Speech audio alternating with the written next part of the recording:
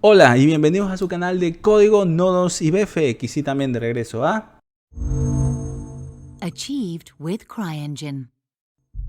Así es, CryEngine, y en esta clase vamos a continuar lo que ya hemos venido haciendo hasta este momento y vamos a usar componentes para inicializar u obtener otros componentes dentro de nuestro juego. Algo que suena bastante feo, pero dentro de CryEngine tiene su lógica y por qué lo debemos hacer, por lo menos en los momentos actuales, de esa manera. Así que si quieres enterarte cómo podemos hacerlo, pues bien, quédate hasta el final y sin más tiempo que perder, comenzamos.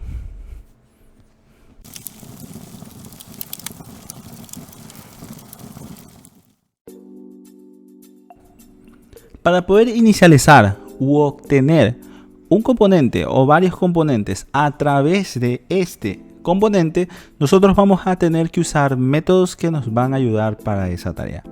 Pero estos métodos vamos a tener que llamarlos dentro de otros métodos, preferiblemente métodos que sean invocados automáticamente, como por ejemplo el constructor. Como nosotros sabemos, el método constructor es invocado cuando se está creando una instancia de una clase cualquiera.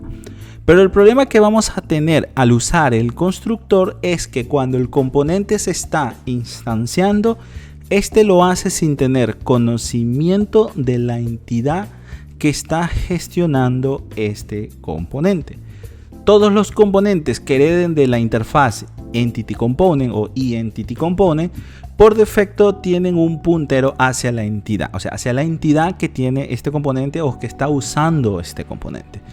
Bien, ese puntero es null pointer hasta que la entidad, o perdón, en este caso hasta que el componente se termine de instanciar. Por lo tanto, vamos a tener que usar algo que sea lanzado una vez que se termine con esa instanciación. Pues bien, si no podemos usar el constructor, ¿qué podemos usar en este caso? Pues bien, CryEngine nos ofrece un método que en este caso heredamos de eEntity Component y lo vamos a ubicar en este caso dentro del bloque protegido, que es del tipo void y se llama initialize. Hagamos un override.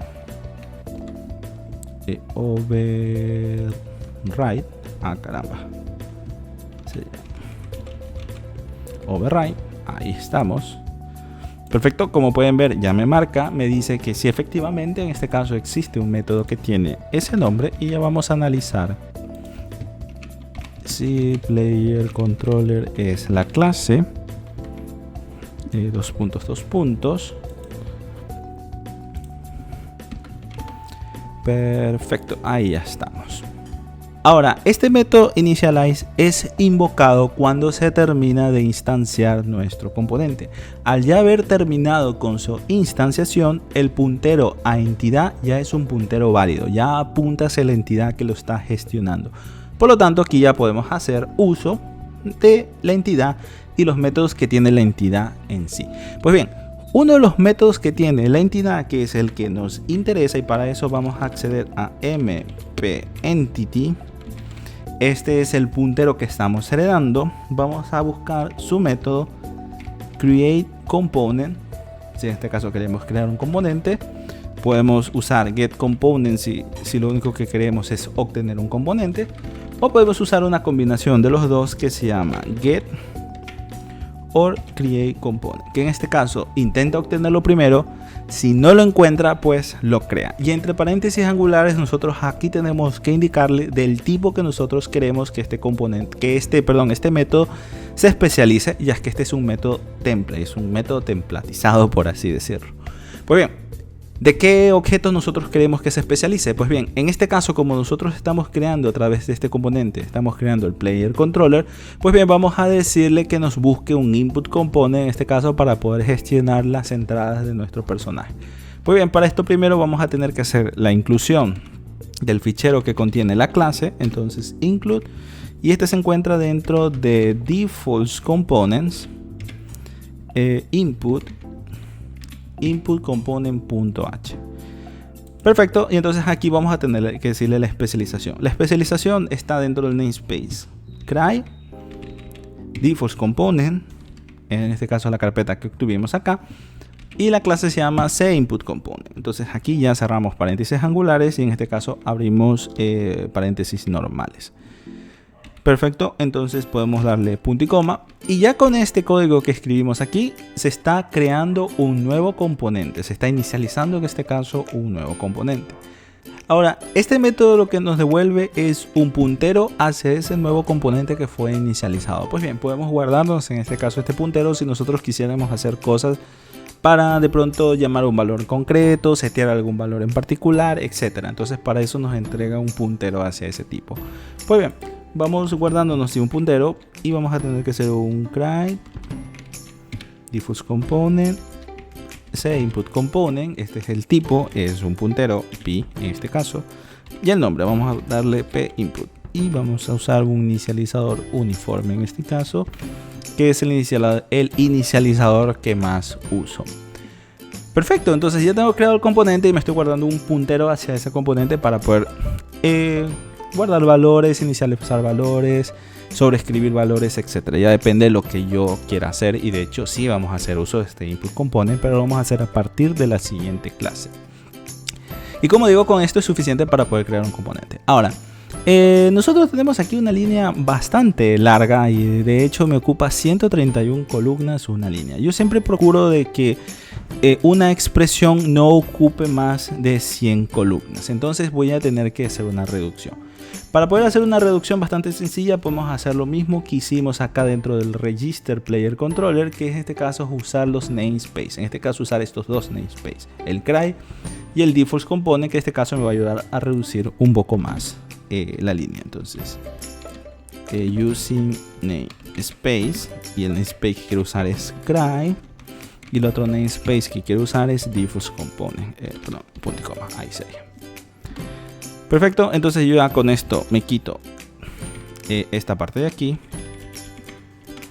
Perfecto, y me quitaría esta otra de acá. Perfecto, entonces ahí ya tenemos una línea mucho más corta, una expresión que se puede entender mucho más y es más fácil de leer. Y bien, como digo, esto es lo que necesitamos en este caso para poder inicializar otros componentes o leer otros componentes que nosotros tengamos dentro de nuestra entidad o gestionadas por nuestra entidad. Ahora, ¿por qué usamos componentes para inicializar otros componentes? Para las personas que vengan de Unity, de pronto esto no les va a parecer muy extraño, ya que Unity utiliza un trabajo más o menos similar. Pero para las personas que vengan de Unreal, esto les va a parecer súper extraño. Y bien, ¿por qué usamos toda esta vuelta? Pues bien, esto tiene un motivo muy en particular y es porque Schematic todavía está deprecado. Schematic todavía no es completamente funcional y Schematic en sí es un entorno que nos permite armar entidades únicas. Para poder enterarse mejor cómo funciona Schematic, pueden revisar este video que les voy a dejar aquí en el enlace en la parte superior, donde revisamos Schematic a profundidad. Pues bien, si ya han visto el video, pues en este caso vamos a hacer una pequeña explicación de lo que es Schematic. Pues bien, Schematic en pocas palabras es un entorno donde puedo armar entidades. Por ejemplo, cojo un componente de input, se la pongo una entidad. Cojo un componente de mesh, se la cojo y se la pongo una entidad. Tengo un componente de collider, pues cojo y se la pongo la entidad. Y a través de Schematic vamos generando esa entidad que va a ser única en sí y podemos comenzar a crear instancias dentro de la escena. Si lo comparamos con Unreal, vendría a ser el blueprint o más o menos como el blueprint de Unreal Engine. Eso es lo que nos permite Schematic, pero como Schematic todavía está deprecado, todavía no se recomienda su uso, nosotros tenemos que buscar una alternativa a Schematic. Y la alternativa que en este caso CryEngine nos da y nos sugiere es el uso de componentes, utilizar componentes para inicializar otros componentes. En pocas palabras, a través de este componente vamos a generar una entidad única, pero entre muchas comillas. Es una opción, es simplemente una opción que tenemos para poder hacer esa tarea en sí. Tiene todos los inconvenientes normales, ya que esto es código fuente. Siempre que se necesite hacer un cambio, pues va a tocar recompilar absolutamente todo. Por eso tenemos las opciones en este caso de reflejar los valores para poder ayudarnos, en este caso poder hacer cambios dentro del editor y no tener que regresar al código fuente para cambiar únicamente un valor. Es por ese motivo que tenemos todo este tipo de cosas, reflejos de componentes, reflejos de atributos, incluso tenemos hasta reflejo de funciones y todo ese tipo de cosas. Entonces ese es el motivo de todo aquello de ahí. Utilizamos componentes como una opción, un reemplazo momentáneo de schematic hasta que esté completamente implementado y funcional. Y bien gente, con esto pues bien podríamos en este caso proceder a compilar y regresamos cuando la compilación ya haya terminado y estemos dentro del sandbox. Pues regresaríamos al sandbox, pero tengo un error de compilación. Vamos a ver a qué se debe este error. Y me dice p input local variable. Está inicializada, pero no se la está usando.